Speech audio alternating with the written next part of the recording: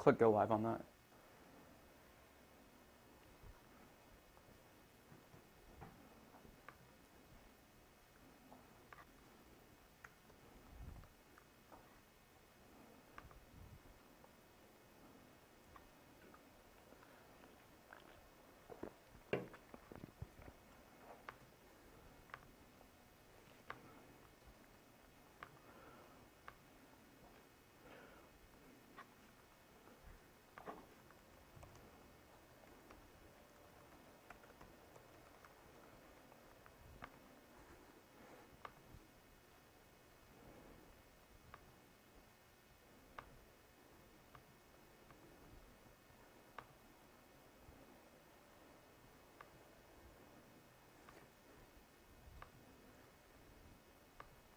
Keep it going.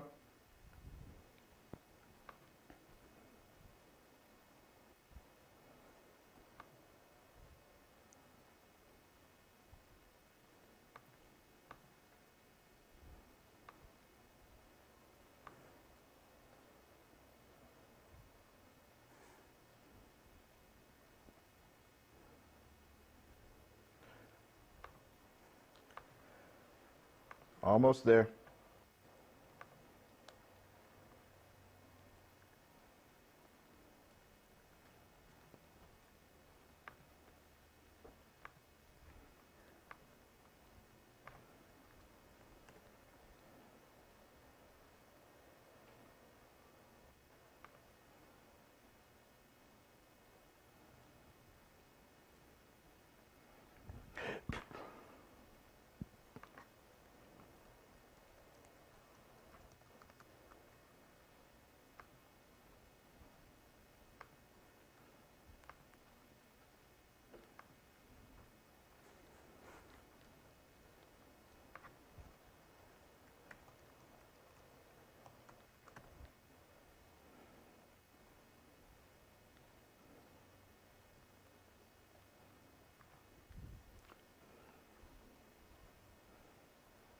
Let's get started.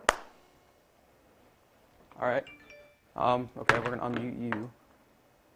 Need the master. All right, wait. 3, 2, 1, go. What's going on, folks? Happy Tuesday, and welcome to 4th and 16 Sports. I'm your host, Ellis Tolbert, coming to you live from Pronk Studios here in Greenville, South Carolina. I hope you guys are doing really well on this fantastic Tuesday. You know the Clemson Tigers are going to be in the playoffs yet again, facing the Ohio State Buckeyes in the Sugar Bowl. We're going to talk about that.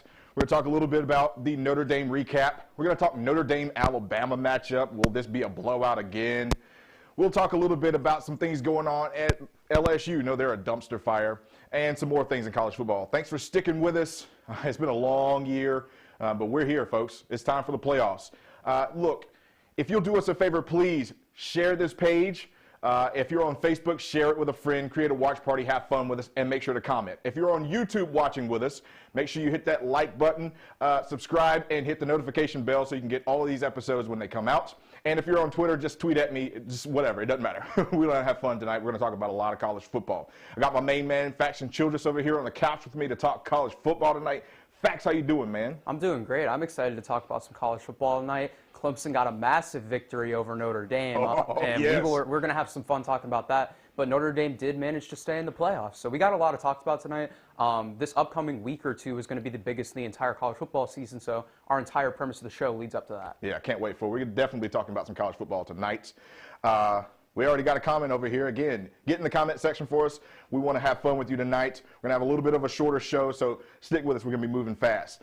We got Ross Luna in the comment section over YouTube. Says, Texas A&M got snubbed out of the playoffs. We are better than Notre Dame. I feel violated by the committee. They got killed by Clemson in the championship game, and we got killed in week 2. That matters. I think they are looking at Notre Dame as saying, hey, they already beat a number 1 team in the country, or a number 2 team in the country. No, actually number 1. They were number 1. So that matters. That they're valued about that. And you guys, the only time you played a team, the Florida loss killed you. That's what it was. So it is what it is. I think it's a great game. But let's go ahead and talk about that ACC title game.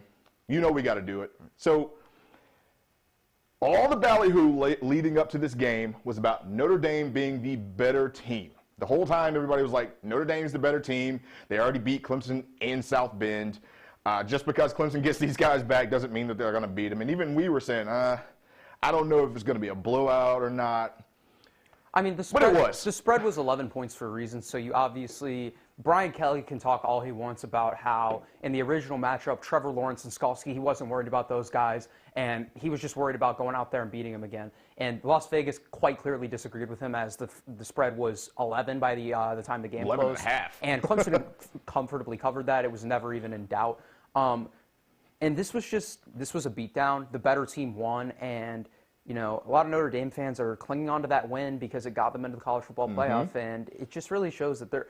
And okay, I'm going to say something that really pains me to say because I've been anti-Texas A&M for so long. Here we go. Woo! Texas A&M probably deserved to be in more than Notre Dame. And here, let me break it down for you. Why? We got a comment about it earlier. Yeah. They lost to Alabama really early in the season, and then they won out, and they beat some good teams in the process. And Notre Dame's big win that they're clinging to for why they got into the playoffs was against a crippled Clemson team on the road who hammered them when on a neutral field and healthy. So my question, and Kellen Mond's on Twitter, he's saying it's a joke. I don't agree with some of the stuff he's saying because he's saying not everyone can play in the SEC. I don't agree with all of that, but I do agree that I think A&M had a stronger finish to the season, and that should be rewarded instead of Notre Dame staying in because they got blown out by Clemson, clinging to something that happened back in week 6 or 7. Yeah. It really rubbed me the wrong way, and I don't think that Texas A&M would have had a chance to beat Alabama. That's not what I'm saying. I'm saying that for the most part, we don't think that Notre Dame has a chance to beat Texas Alabama. And Texas A&M is the first one-loss SEC team in college football playoff era history to be left out. Yes. So while I don't like Jimbo, while I don't like Kellen Mond, while I don't like Texas A&M, I feel like they have a legitimate case to complain here as to why they weren't put in. Absolutely. And another big thing that I want to add to that is that Notre Dame also gets helped by the fact that they beat North Carolina. So North Carolina was a top 15 team now that they're re-ranking everything and shuffling everything yet again, right? The North Carolina win a couple of weeks ago wasn't so good because they got beat by Florida State, remember? But now it looks really good because they lost to Notre Dame badly, and then they also beat Miami like a drum. So a lot of that is the recency bias. Okay, well, they've beaten 2 top 15 teams in the country. They beat the number 1 team at home. With a caveat, and a lot of people didn't want to say this, but yes, it mattered not having Jamie Skalski. It mattered not having Tyler Davis or Mike Jones. It mattered not having Trevor Lawrence. When you have Trevor Lawrence on the field, it's just much different kind of game. The Tigers can do different things offensively. They're going to be able to run the ball better because he's better at the mesh point. He's better with reading defenses. He's able to check into plays that DJ that has no responsibility, no power to be able to do because he's a first-year guy. So, again, it made a huge difference. Do I think Texas A&M, like you said, we've already said this, do I think Texas A&M could beat Alabama again? No. Or get even closer. No. Listen, I don't think that because when you have to look at that, Alabama's the hottest team in the nation as far as offense goes. They put up 50 in every game, and Texas A&M's defense has been playing well of late. But I just don't think A&M could keep up in a shooting rate. And that's not. I'm not trying to be rude to Texas A&M as a team, but I do still think that they deserve to go get blown out by Bama more than Notre Dame deserved to go get blown out by Bama. If you're a Notre Dame fan, you just got blown out by 24, and now you're about to get blown out by 28 Listen, again. I know personally, I know some friends that are Notre Dame fans, and they were begging for them to be in a better bowl game than go get killed by Alabama. They're like, we want to win the Rose, or we want to win the Orange Bowl instead. I'm like, you know what? I can't even blame you. That's right. And now that Texas A&M was left out of the playoffs, you have an opportunity now. Go beat another team who's looked at as an offensive juggernaut in North Carolina in the Orange Bowl. Beat them. You want to send a message to the committee. You blow the doors off of North Carolina because that was your opportunity to say, hey, you missed out. And we've seen this before. And I think Texas A&M has a good chance with that defense. The only thing is Kellen Mond has to keep composure and play well. He has been of the last few games. Obviously, the LSU game was awful.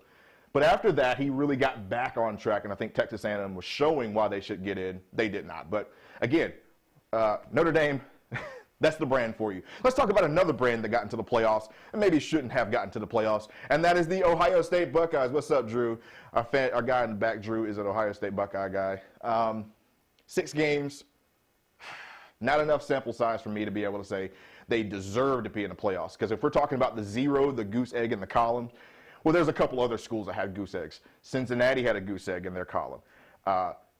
Coastal Carolina had one, but they were not going to get in. So to me, I think the committee valued the fact that Ohio State is Ohio State more than the fact that they deserve to be there. What are your thoughts on that? This is a name-based nomination. Their name is Ohio State, so okay, let me just pose the situation right. If this was Northwestern, and Northwestern had their strength of schedule and their strength of record, and they won the Big Ten championship with 12, is Northwestern in the playoffs at 6-0? Heck There no. is no way. Heck no. There is a 0.0% chance that any other school that doesn't have that blue blood reputation gets it. And you saw every single coach in the coaches poll pretty much vote Ohio State out of the top 4 for a reason. Yeah. Dabo Swinney had him at 11. Actually, we had a good comment over on YouTube about that too, asking what are our thoughts about Dabo ranking Ohio 11th. I think it is bulletin board material for Ohio State. I think it's bulletin board material that's directed. But to I really don't think that Dabo Swinney has any respect for that program after what happened last year. But you know what? Part of me doesn't think that Dabo actually thinks about it. Like, he's not going in his room and going, hey, let me talk to PR and see what we should say that could piss off Ryan Day. I don't think he thinks much about it. He's just like, yeah, we only got 6 games of film for him, so it'll be easy to game plan. It's not hard at all. It's probably the easiest game we'll have to game plan. Or him ranking them 11 because he's just like, well, there's other teams that should be ranked ahead of them if we're talking about wins and losses and quality wins and losses. The best win on Ohio State's schedule is Indiana. But go back to the Northwestern conversation. Indiana beats Ohio State. Do you think they push so hard? They bend so many rules. We already know that they bend the rules to have Ohio State play because they did not meet the minimum games played to get into the Big Ten championship. They bent that rule. Now they're also bending the rule to be able to have the players, instead of sitting out for the protocols for 21 days, 17 days, so they can get some of those players back to against Clemson so it's not as bad of a game. Do you think they do that for Indiana? No, and I don't think so. This is just, the NCAA is a terrible corporation as a whole. I've stated this multiple times on the show. They treat so many people there's blatant biases all around towards the premier programs. And, I can't even lie. Clemson's been the beneficiary of some of that in the recent years because they've become a blue blood program. Yep. But the point being, you cannot bend the rules for one school when you clearly would not do it for another school. The only other school that they would have done that for is Alabama. Well, I'm talking about Big Ten. Oh, and the Big Ten would have been Wisconsin. Wisconsin, yeah. That's it. Because Wisconsin coming into the year, that was the other team that was supposed to be, Ohio State, Wisconsin, right? That conference is so hyped up every year for just being a giant puddle of mediocrity year in, year out. Well, there's never any elite team. The only elite team that ever comes out of the Big Ten is Ohio State. Well, they're always elite to start the year. And then they play each other, and it's like, maybe they're not. It's just like the SEC 2.0. They all beat up on each other, and everyone's telling me how great these teams are. They're not great at all. What does that say about the ACC that gets 2 teams in the conference, in the playoffs right now? Listen. We were railing on Notre Dame, but they actually gave us the ticket to get 2 teams into the playoffs. I don't know that we get that again. We said week 1 or 2 of the season that the ACC had a very realistic path to get 2 teams in, whether that being North Carolina or Notre Dame. Yeah, that's right. They got 2 teams in. They did. This was the best conference this year, in my personal opinion. Well, they have the most teams ranked as well. They have the most teams ranked. They have the most teams in the playoff. And when you look top to bottom, the record checks out. Does everyone in the SEC have 3 losses, not counting Georgia because they didn't play in the championship game? It's A&M at 1, Georgia at 2, and everyone else has 3+. That's right. And they played they didn't play a ton of games either. And a lot of teams, there was a lot of parity this year in the SEC. Teams that were supposed to be bottom dwellers. Arkansas had a really good year for their standards. Was a couple of bad calls away from having 2 or 3 more wins on their schedule. Yeah. And then Missouri surprised a lot of people. True freshman quarterback, Bazelak. The SEC was much better all around, but that hurts the SEC because none of those teams really separated themselves from each other, and that's what hurts Notre Dame. I got a good comment from Vortex Nay. He says Notre Dame is not better than Texas A&M. I would say Texas A&M has a better. That's pulling teeth. Let's compare Texas A&M quarterbacks. Notre Dame. I would give Book the nod. I'm giving Book the nod on that. Okay.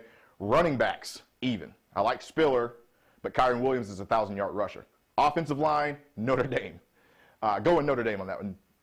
Texas A&M has a pretty veteran, experienced offensive line, but nowhere near as good as Notre Dame's. In fact, there's a lot of schools out there that doesn't have the offensive line as Notre Dame. Wide receivers, it's got to be Texas A&M, no, Notre Dame, because Texas A&M had too many guys get hurt in opt-outs. If those guys didn't graduate, have opt-outs and and injuries, I would say Texas A&M probably has better talent. Tight ends, even. Weidermeyer is fantastic.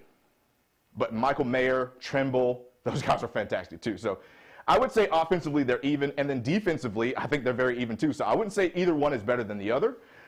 Either team is not going to beat Alabama. So that's all that matters. 4 was a farce anyway. It didn't matter who got in. I don't even know where to start comparing those teams. Like as you were saying, like they're kind of the same team in the essence of that their offense is limited because neither quarterback is great, but they can both throwing the ball, but they can both use their legs to create plays out of the pocket. They both have a pretty good run game on offense, and then on defense, I would go as far as saying that Texas A&M's defense is better than Notre Dame's, but I think Notre Dame is better up front. I think Notre Dame is better up front. Texas A&M is better in the secondary. I was going to say Texas A&M has some fantastic secondary players. Yeah. Texas A&M's D-line is really good too. Notre Dame's is next level. Notre Dame is better. Tagovailoa, Amosa, Ojulari. Notre Dame is better in the trenches than Texas A&M, but Texas A&M has better skill position players. That's my synopsis on it. I completely agree with that, and I think that Notre Dame has a better kicker. So we'll go with that. We'll go with that. But either way, I think Texas A&M kind of did get robbed. But hey, good for the ACC getting 2 teams in. Not like I care. We're not going to see a Clemson versus Notre Dame rematch for the 3rd time again. So it would be a rematch. Let's talk about Ohio State. We got Wayne Page over in the Facebook comment says, Ohio State, I hope Ohio State doesn't get more than 3 points. Go Tigers, beat them down. I don't know that. But then again, let's talk about this a little bit more. So we compared Notre Dame to Texas A&M. And I'm going to say some things that's going to make everybody go, what? Notre Dame is equal to, true or false, Notre Dame is equal to or less than Ohio State. Tell me what you think in the comment sections right now, both on YouTube, Facebook, Twitter. Let me know in your comment section. So let me walk through this like I just did it. Let me give me a chance, okay? So you're going to, I already think I know what you're going to say. You're going to say that Notre Dame's better up front. Yes. And they're better up front on both. And I see where you're coming, but like. But hold on. I'm going to give you your chance to explain this, because I kind of agree with you. Okay, go ahead. All right, so here's why I say this, and I've thought through this a lot. Notre Dame has an all-American Latin offensive line. You're not really going to get, you can't say you're better than Notre Dame offensive line, okay? Then let's talk about tight ends. Luke Farrell, Ruckert at Ohio State. You combine those to Michael Mayer, a true freshman who's a phenom, and Tommy Trimble at Notre Dame. It's equal. Those guys are all 4 of those guys are fantastic.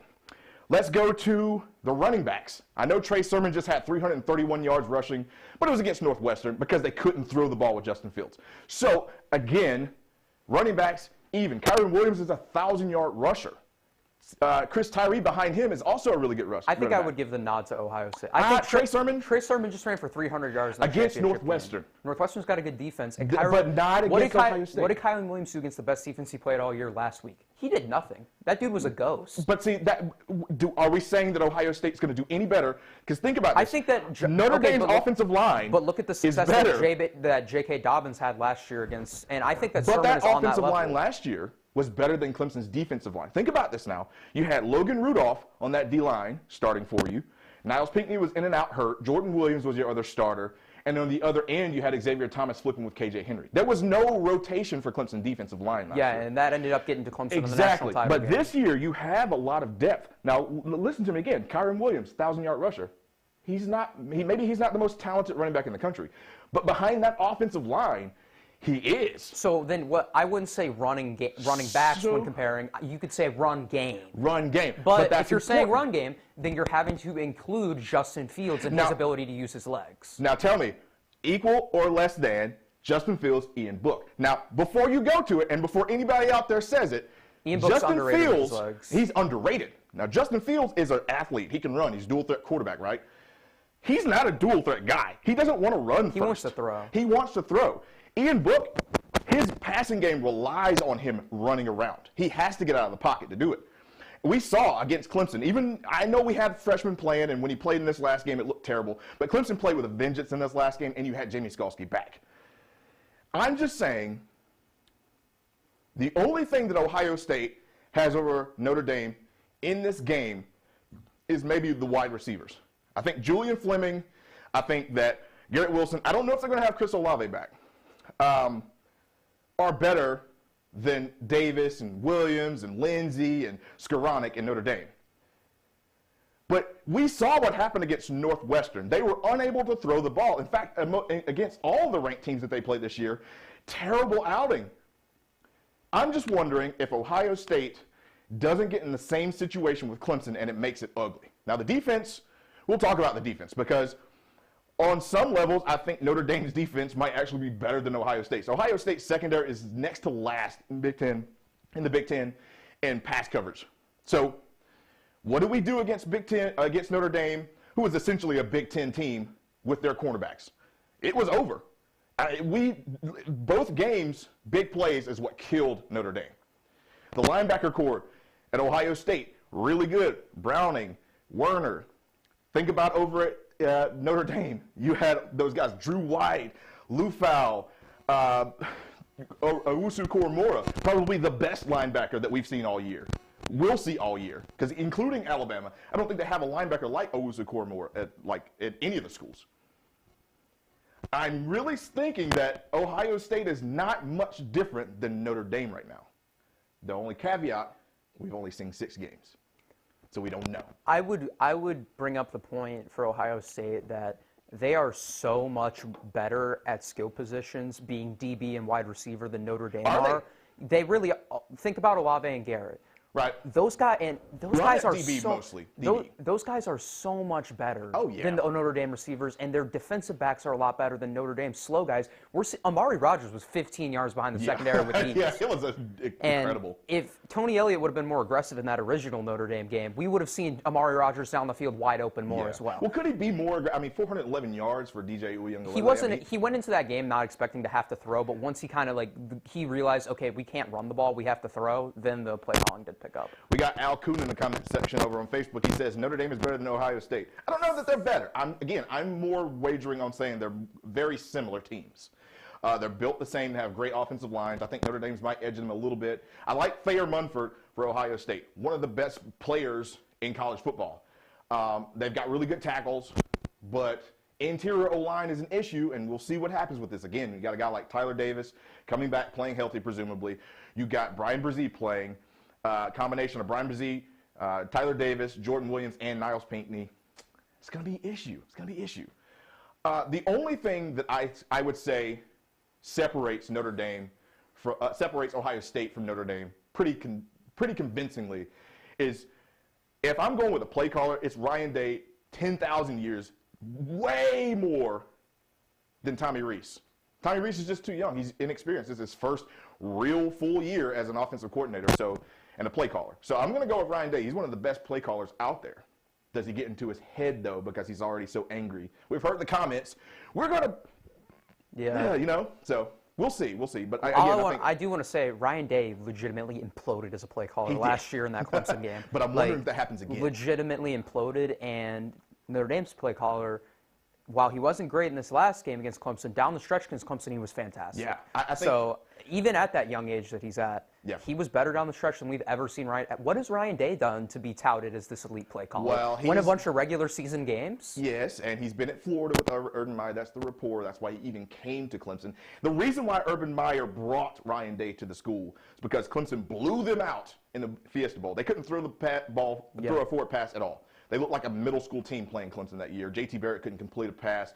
All they could do was run. They were very inefficient passing. Does that sound familiar to the team that we just saw against Northwestern? Listen, all I'm saying is before I tout Ryan Day as this elite play caller and coaching mind, I have to see him do something in an actual meaningful game. I don't care that you beat Northwestern 22-10.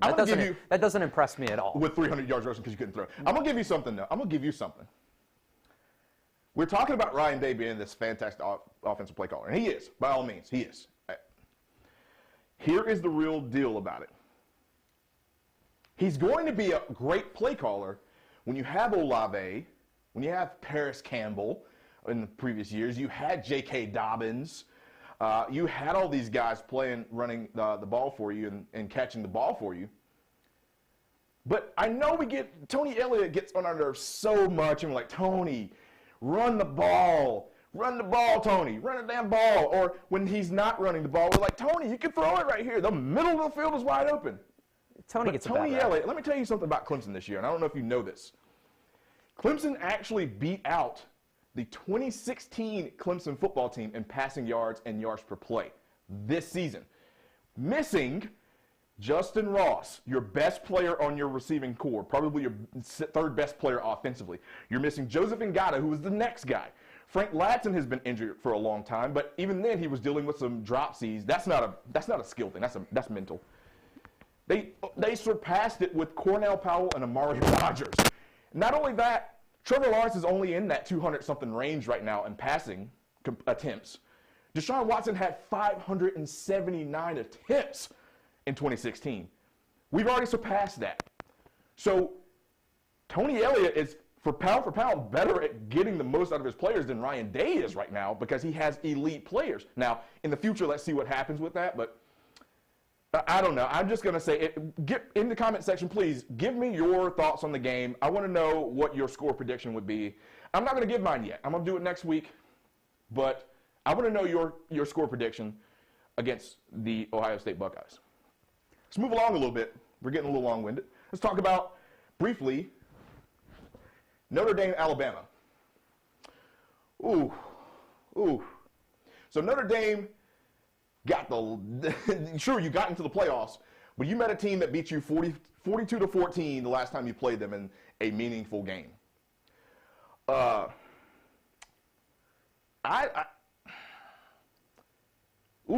good. They moved the game from the Rose Bowl in California because no one could play. No one could be there at all. Brian Kelly already talked about, hey, I'm going to boycott the playoffs if they don't have fans. Well, you got fans, and you got Alabama. They're going to be playing in the Cotton Bowl in Texas, 16,000 fans. Pretty much Alabama's backyard. Last time you were there, you got beat 30-3 to Clemson. But do you think that Notre Dame gets blown out against Alabama? I think everybody thinks that Notre Dame is just going to get blown out. Well, the spread on the game is already up to almost 20. It's the highest ever for the playoffs. And I don't think that's entirely fair, if I'm being honest, and let me tell you why. If Notre Dame plays like they know they're outmatched, then they can actually keep it close. They have to kill the clock. If they run the ball the whole game, this Alabama defense is not going to be able to stop you in any way. Nope. We just saw this against Florida. The run defense is probably a little bit better than their pass defense, but I think that I can see a scenario in which Notre Dame runs the ball and takes 8-minute drives. If you can get touchdowns at the end of those drives, you can disappear the game and make it look a lot closer than it would actually be. I don't buy that Notre Dame can get a stop, though. No. The only way that they get a stop is if they just completely dominate Alabama's O-line. Well, because those corners are too slow to guard Devontae. We just saw what happens. Again, not disparaging what Clemson has. If the Amari Rodgers and Cornell Powell, they're I not, love them. They're not as close to Jalen Waddle or Devontae Smith or Jalen Waddle. Or not even that, John Mechie or Slade They're not Bolton. even close, and that's not disrespectful to our guys. That's Those right. guys, these are just guys that are going in the first round of the NFL draft this year. Oh, we got Bobby Mahirin in the comment section. He says, I don't think Bama covers. I think there'll be a 7 to 10 point win for Bama. I could see that depending on the a little bit more than the that. pace of the game. I think it will probably be around, like if I had to make an official prediction, I think I would probably say 49-31. I don't know if they... Something like that. I'm going to say that just because I don't know how Notre Dame's going to play. They need to slow the game down. Right. Okay, so let's go with it. I think the only way that you can keep up with Alabama is if your defense is good enough to get a stop or two. You're not going to stop. There's nobody in the college football. If Clemson gets past Ohio State, they're not stopping Alabama but from getting 35 points. They're getting 35 points. They're that good offensively. But Notre Dame's defense is actually good. Again, we just talked about this. If they're going to win the battle offensively in the run game. So I tend to agree with you when you're talking about slowing the game down, changing the pace, dictating what happens. Because, again, that offensive line at Notre Dame's is definitely better. It's a fact. Definitely better than the Alabama front seven. Just the way it is. But if they get in a situation where the run game's not working, we saw this against Clemson. They only had 44 yards rushing when you take into consideration the sack yards from Ian Book. There's zero chance that they can keep this game close. But if they're able to run and keep the game dictated, Jonathan Door doesn't miss any chip shots, They have to dictate the flow of the game. they can win it. They have to dictate the flow of the game. You see that? He says a stop against Bama is also known as a field goal. He's right. He's right. He's He's absolutely actually right. That's Yeah. if Notre Dame can hold the 3 on some possessions, they might be able to keep it close. He's Yeah. entirely correct. Yeah. You're not 3-and-outing Alabama. No. It's not happening. No. But if you get down there to the red zone and your front seven can get a sack on that, and all of a sudden you're looking at 2nd and 18. Yeah. then The only problem you can I hold have the with Notre 3. Dame playing against Alabama in this game is that Notre Dame is predicated off of being a heavy pressure front. They like to go zone back coverage. Sometimes combo coverages, they'll have cover 1 on one side and cover 3 with a shade on the other side, right? The only problem with that is that you're not going to be able to do that because Alabama has Najee Harris in the backfield. He can catch. We saw he had 1 million touchdowns against Florida, which is not saying much because almost everybody had 1 million touchdowns against Florida. But he was able to really be used in not only the run game but the pass game. So you can't really do that. You can't really work on zones all the time. You're going to have to win some one-on-one matchups. I'm telling you, Bracey, McLeod, Lewis, Lawrence, they can't stop Devontae Smith. None of them can. You're not going to be able to stop him. The best case is you're starting to get them to throw the ball to Miller Forrestall. Devontae Smith, I think, if I just had to make a guess, will probably go for 150 plus and 2 touchdowns, and he's probably going to get bracketed and still go for that. He's going to get bracketed. Yeah, so Florida did that. We're going to get a Justin Jefferson against Oklahoma-esque performance from him. Yeah. Or Jamar Chase against Clemson. Yeah. I mean, it's literally that bad. But do I think that, just quickly, do I think that Notre Dame is going to get beat by 21, 24, 28 against Alabama this year? No. I'm just not willing to say it. I think what we saw out of Clemson and Notre Dame in round 2 was more of Clemson proving a point that, hey, we're making a statement. We deserve to be there. We are the best team in the ACC. No one's going to come into the ACC and yank it from us. I just think that's what that was. I think Notre Dame's going to lick their wounds. They're going to get back to the game plan and try to do something. I think their offense can dictate the game. Again, I like their offensive line. But as far as winning the game, that would be a far cry. If they win the game, then 2020 really is going to be the craziest year that I've ever lived through. It is what it is. But let's talk about something else. We're going to move on. Just a few more topics, and we'll stick with this. Thanks for sticking with us tonight. Again, get in the comment section, share the page, hit the subscribe button, hit the notification bell, all that fun stuff. Do all that. Let's talk about LSU and the dumpster fire that they are. So we already know that LSU had the most historic season ever in college football last year. They were the second team to go 15-0 in modern history following Clemson in 2018. You can argue which team is better. I think Joe Burrow actually has the advantage as far as the weapons that he had going forward. So I would probably say they have the better team. It is what it is. But then this year they followed it up by going 5-5 and looking terrible doing so too. And I know a lot of opt-outs, and you lost Joe Brady and you lost Dave Aranda to jobs where they're both struggling at now. The Carolina Panthers are trash. Marty Hurdy just got fired. Well, I wouldn't blame them for that. You got Teddy Bridgewater. Teddy is a liability. It is what it is. It's your fault. Cam Newton was there. Yeah. It is what it is. And then you have Dave Aranda goes down to Baylor and just it's terrible, right? And then you had all the opt-outs. First and foremost, you had all those players off that team go pro. We're talking 2 of the best receivers in college football. One who's completely unstoppable, Jamar Chase. He was going to come back this year but opted out. Then you also had your running back go and Clyde Edwards-Helaire. You had your tight end go and Moss. You had your center leave and Cushenberry. You had your tackle leave. You had your guard leave. You had a lot of guys off of defense leave, Queen. Everybody left the team. But what you were left with was pretty much nothing. And Orgeron was like, oh, we're going to still win the game. It doesn't matter because we're LSU, right? You go 5-5. LSU isn't some I don't know why people got tricked. He thinks they are. People got tricked by the delusional toxic fan base down there in Baton Rouge, and they got tricked into thinking that LSU was this prominent program because of the media. LSU is not a prominent program, people. LSU is a perennial 9-10 win team that gets to the bowl season and usually loses their bowl game. Yeah. Last year was a fluke. And we came on the show and we predicted them to be as bad as they were this year. We did. And they were just as bad. Preseason number 6 was a literal joke. Yeah. Miles Brennan didn't even finish out the season and wouldn't have even if he wouldn't And got you're hurt. giving up 400 They played plus 4 yards. different quarterbacks. You're getting bombed every game for 500 yards. Yeah. Embarrassing. Yeah. Embarrassing. Now, the hits keep coming for LSU because Steve Ensminger decides, hey, I don't want to call the offense anymore. I'm going to just be an analyst. I don't want to actually be on the field anymore. I just want to watch film and help you out there. So now you're looking for an offensive coordinator. Everybody's like, oh, Scott Linehan's going to do it. He's going to take over. He's called plays before. Nope, Scott Linehan's probably not going to come back to the team next year. He's been relieved of his duties. And then, on the defensive side, Bo Pelini, Ed Orgeron literally was like, dude, I will pay you to not coach this defense. Please leave. So not only are you dealing with opt-outs and losing recruits, of course, Clemson just stole a recruit, Nate Wiggins, 4-star cornerback out of Westlake High School, A.J. Terrell clone. You're also losing your coaches again. So please tell me how LSU is going to be this crazy perennial powerhouse like Ed Orgeron is selling. And they get recruits, to their credit. They do get recruits, but recruits don't always equate to but championships. Now they're leaving. And they're decommitting too. And having talent is one thing.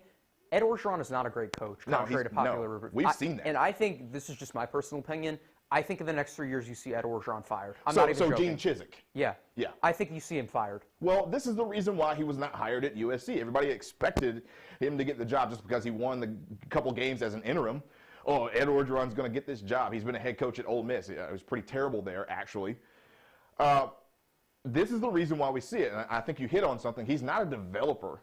When he got there, you got to think about the players that developed and why they started being better. You change the offense, immediately they're going to be better. This is what happened to Alabama. The reason why Alabama started thumping people the way that they normally do now, it's regular, they looked at what they had going on, and it helps that Nick Saban's a legendary coach. They changed their mindset. Spread up-tempo offense is going to keep the defense off balance, and they're just bigger and better than you. LSU, you're not benefiting from the same things. You're not developing these players. I feel like Jamar Chase was ready-made. Justin Jefferson, ready-made. Clyde Edwards-Helaire was a gem. Your offensive line was built. Your defense was always been good at LSU. You go back to the 2012 year. I mean, if we're being honest, Joe Brady is the reason that Ed Orgeron has a championship. Well. And, people forget, Joe Burrow was a one-year wonder. Because it wasn't Dave Aranda. It wasn't Dave Aranda. It was definitely Joe Brady. Joe Brady came in and just revolutionized that offense. That's and he's making he made Joe Burrow millions upon millions of dollars. That's right. He made Justin Jefferson millions upon millions of dollars. He's going to make Jamar Chase more money than you can even imagine. Yep. Same with Clyde Edwards-Helaire. And, Cushenberry. They owe Joe Brady a lot. A lot. And this is why I feel like if you're going, that's the culture thing. I think if Clemson loses a coach, Dabo has this black notebook that he already has plans in. He's a foresight guy. He knows, hey, we're going to probably lose this, so let's do this. When Jeff Scott was getting a notice from USF, he was already calling USF's AD saying, hey, I got this guy that you should probably get at the head coach your team, right? He already knows these things. He has replacements. As soon as that happened, Brandon Streeter goes up to be the passing game coordinator and is probably going to take over if Tony Elliott leaves Clemson. The thing is, Dabo is one of those guys that is a talent evaluator, not just of players, but coaches. You can't tell me that a smart idea was to take Bo Pelini, a guy who was not good at his job, to coach your defense.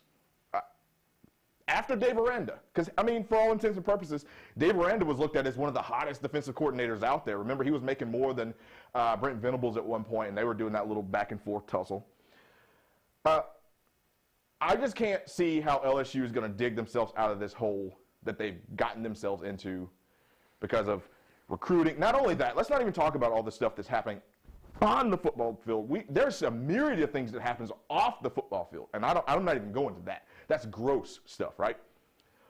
So I think LSU is probably donezo. We're going to talk about one more thing. Have fun with it, right? Auburn has found their new head coach, Brian Harsin from Boise State.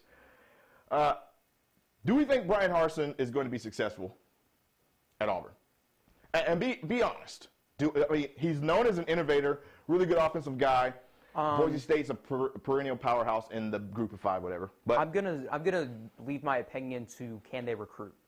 That's literally just the only way I can look at this, because I know they're going to put up points under Harsin, and I know that they're going to get enough recruiting on the defensive side of the ball, and they're going to make an intelligent enough hire to stay competitive on that side of the ball, because Auburn always has a good defense. This is a uncharacteristic down year for the Auburn defense. The year before, they were very good. Derrick Brown went in the top 10 of the NFL draft.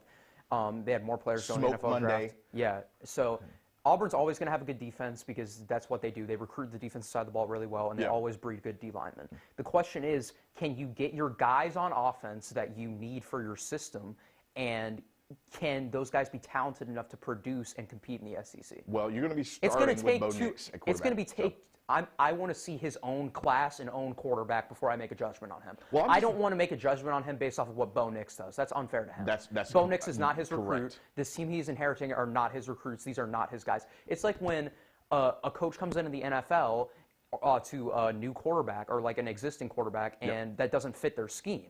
People always want to blame the coach. Well, the team isn't having success because the player that pre-exists on the team doesn't fit the model that the coach wants to run. So you cannot blame him if they don't have success next year with Bo Nix. Just everyone at Auburn needs to chill. Let him get his guys in recruiting class, and if you go 4 years and that first recruiting class doesn't pan out, then you got to have a conversation. Well, it's like Cliff Kingsbury at the Cardinals. I mean, he got when he got there, he was like, Josh Rosen, nah. I got Kyler Murray over here. I'm going to go get Kyler Murray. And the guy has been balling, so he made a good decision on that. And I think that you really have to evaluate Bo Nix, not on based off of what his lineage at Auburn is. Of course, you know his dad was a famous quarterback at Auburn. I don't want to hear any of that. I want to know, is Bo Nix good enough to run my offense? We've seen what he's done with Hank Bachmeier, true freshman at Boise State. Pretty good quarterback. He just can't stay healthy. I'm just wondering what he does with staff. You got to make knockout staffs, because there's going to be a big difference jumping from a group of 5 team to a SEC. Our rival is Nick Saban and the Alabama Crimson Tide. That's a steep task. This is why not a lot of guys were like, I want that job. I mean, I'm just wondering, and like you said with recruiting, there's talks about one of the reasons why they were ready for Gustavo Malzahn to go was because his recruiting was so disorganized, and it just seemed like he was just like, hey, there's a player. It was like he was playing NCAA football 2014. He had no idea. He was just, that player looks good. Let's get him, sure. We're supposed to go talk to him? He just didn't understand it. So it's a tall task to be successful, and we've seen this before. Scott Frost, UCF, killing it, man, knocking people out. Goes to Nebraska, bad, awful. Real bad. It's all just about fit, and it is. Hopefully, I'm really hoping that they return to being a semi-prominent program within the SEC, because you know what their prominence is, though? I don't dislike Auburn. I don't either. They're Clemson without a lake, right? Yeah. My only problem is Auburn's prominence over the last decade or so is beating Alabama every other year when they shouldn't. That is Auburn's prominence, and I can't really say that they are. I can't say that they are alone in the SEC West. I mean, all those teams are dealing with that. Certain territories are different. Obviously, Texas A&M is going to recruit Texas because they can. They can recruit Oklahoma, Texas, Arkansas, places like that. They don't necessarily have to worry about in-state recruits because Texas is going to produce 30 5-star players anyway. You're in the state of Alabama. You're recruiting. You're Brian Harsin, Boise State little guy, going up against Nick Saban for players. You have to be able to convince these players that not only are they coming there to win, but the culture is going to change. I'm not sure that they can do that. And again, it matters who he gets on his staff. Is he going to keep Kevin Steele? Is he going to keep Chad Morris? What's going to happen with those guys? Are they going to get jobs somewhere else? Who knows? But I just feel like that's probably one of the toughest jobs in the country. That would be like Mike Norvell going from Memphis to Florida State. You got to recruit with Dabo Swinney, and that's hard. That's really hard. So I'm just wondering what's going to happen with Auburn. Again, I don't have any problem with Auburn. I had a problem with Gus Malzahn because I've seen enough out of Gus Malzahn over the years that he was never going to get them to that next level. So it is what it is. But are there any big games coming up? What's going on now? Oh, BYU is actually beating UCF right now, 14-0 in the Boca Raton Bowl. Is that surprising? Not really. No. No. There's not a lot going on. It's really just no one really cares about anything except maybe the Texas A&M North Carolina game. But North Carolina's already had 4+ players opt out of that game, and I think that A&M probably handles business now. Yeah. Because they're losing a running back, a receiver, and a DB. But besides that, bowl games are kind of dead this year. They are. Because there was no incentive. 2-8 South Carolina qualified for a bowl game. They did, and it because means of the more when you tie-ins. actually. I'm not even throwing a shot at South Carolina. It means more when you have an I'm actual. throwing shots at them. When you have an actual good team in all the bowl games, it means more. But it just doesn't mean anything this year because everyone qualified. I am definitely throwing shots at South Carolina because they knew before all the pressure on them, because a team like Army, who was 9-1, who had to piecemeal their schedule together to be able to play. It's not like they were at Notre Dame as an independent. They can just say, hey, we'll just join the ACC. We already have some ties with them. They had to make their schedule. They won the Commander-in-Chief Bowl. They won the Army-Navy game. It's one of those deals where they were going to be left out because they have no ties to any bowls. Well, that's changed. Tennessee does not have enough players to play in a bowl game. Plus, they're dealing with recruitment and an investigation going on with that, just like Florida. All these SEC teams, they're hurting, man. Army is going to be playing West Virginia, and I actually think Army can win that game. They're going to be playing, they've played like 5 different quarterbacks, but I think Army can win that. And that's the value of playing bowl games where teams should play. We got a comment from John Sarian. UCF getting outplayed so far. Since we were probably getting handled by UGA, remind me again why the playoffs need to expand to include G5.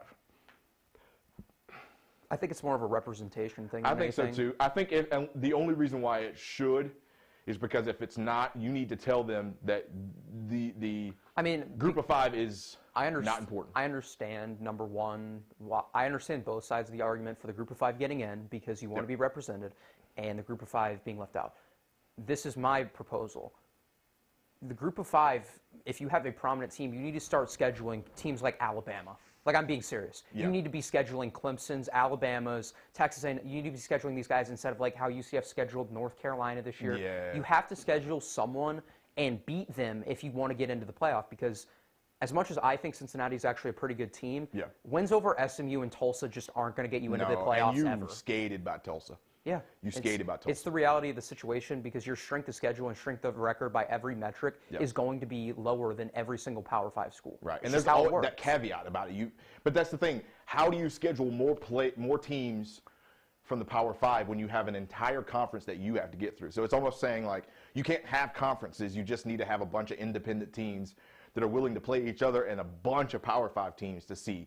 But then also, like you said, what's the measuring stick? If you were, let's say, that's Coastal Carolina. They had a great season. Hats off to them. Jamie Chadwell got a extension. Helmet tap for that guy. We love the state. He's getting paid. Second best team in the state. I'm actually really shocked by that. That's crazy. 7 years. That's awesome. But here's they must have known, hey, somebody really is going to get this guy. Somebody's about to. Listen, if I'm Jamie and I'm enjoying my life there, yeah. I'm probably going saying, hey, I got these guys on the phone. Pay me. Pay me now, right? I think if you're a Coastal Carolina, you can't schedule a BYU because while that was awesome and we said, hey, BYU was a great team, but Coastal Carolina beat them, respect. The general masses and the College Football Playoff Committee did not value that. BYU was ranked like 14th at the time of that game. You can't just schedule Georgia Tech if you're UCF or North Carolina. You have to schedule Clemson. You have to schedule Georgia. The only way a group of 5. That's the only way you can do it. It's the only way they're ever going to get in the current playoff format is if they schedule a prominent opponent that is ranked in the preseason top 10 and they beat them and then they convincingly beat everyone else. But you know what the problem with that though? If you do that, let's say, for instance, Cincinnati would have scheduled Mississippi State this year. You beat Mississippi State game 1. Everybody's like, dang. Well, we know how bad Mississippi State was, right? Yeah. Then everybody goes, well, Mississippi State sucks, so we don't care about you beating them.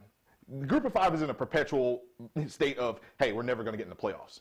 I mean, we've had 80s of group of 5 teams saying, hey, maybe we should just branch off and do something on our own.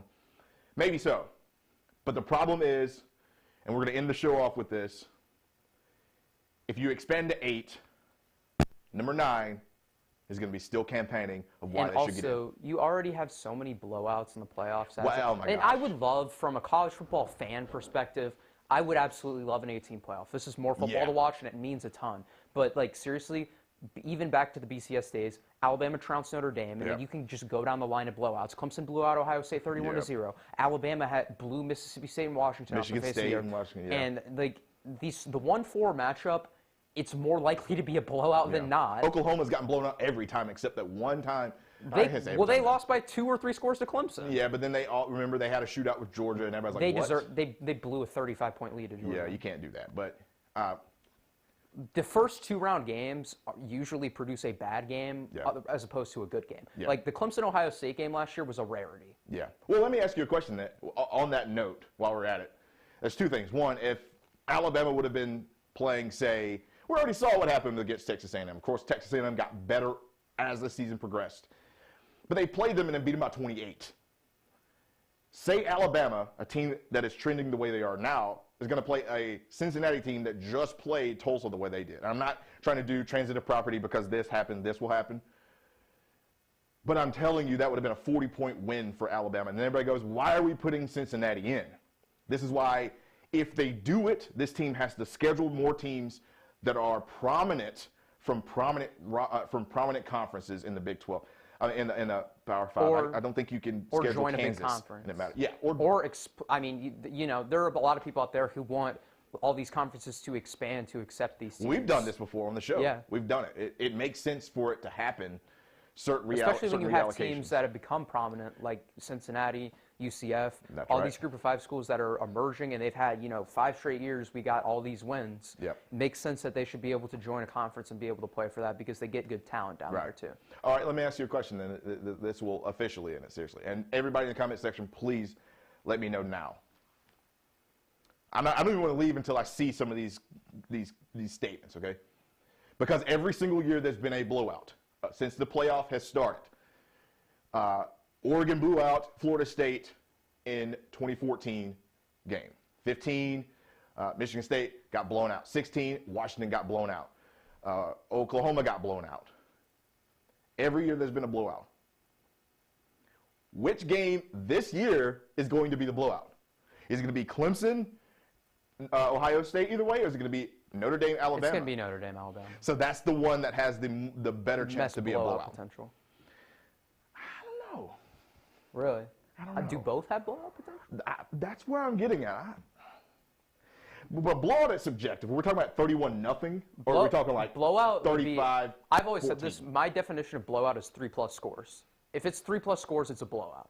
That's what my opinion on it is. So 38-14 to you is a blowout. That's a blowout. Oh, that's an absolute 4 blowout. scores. Yeah, that's a blowout. Okay, because there's some people who would think, those people are morons. LSU could have scored 80 on Oklahoma last year. I don't think Clemson.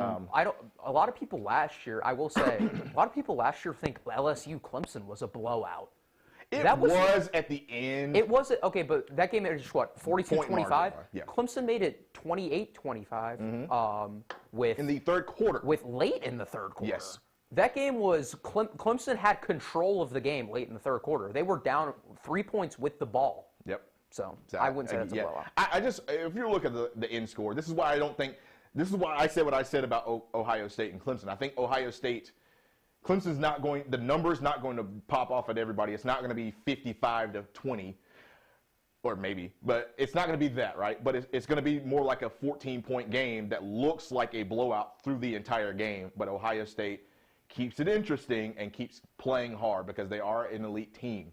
We could be wrong. Ohio State gets mad for the first time ever, beats Clemson, and blows them out. We never know. But I highly doubt that because I haven't seen enough. And with that said, we've hit the end of the day's show. Thank you for sticking with us. We're going to be here next week to actually give you the real preview of the game. And hopefully we'll come away with a win for the Clemson Tigers. If you're a fan of somebody else, maybe not. Again, thank you for sticking with us. Happy holidays. You got Christmas coming up. I hope you guys are going to spend some time with the family. Social distance, of course. But we'll see you next week.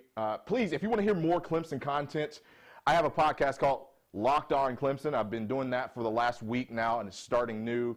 I took over for a podcast that was already established. It's part of a Locked On Podcast Network. They got coach teams, everybody you want to listen to, you could possibly do it. Go check that out wherever you find your podcast, Locked On Clemson. We're going to be talking about Clemson 5 days a week, offense, defense, basketball, whatever you want. And with that said, have a great night, and I'll see you next week.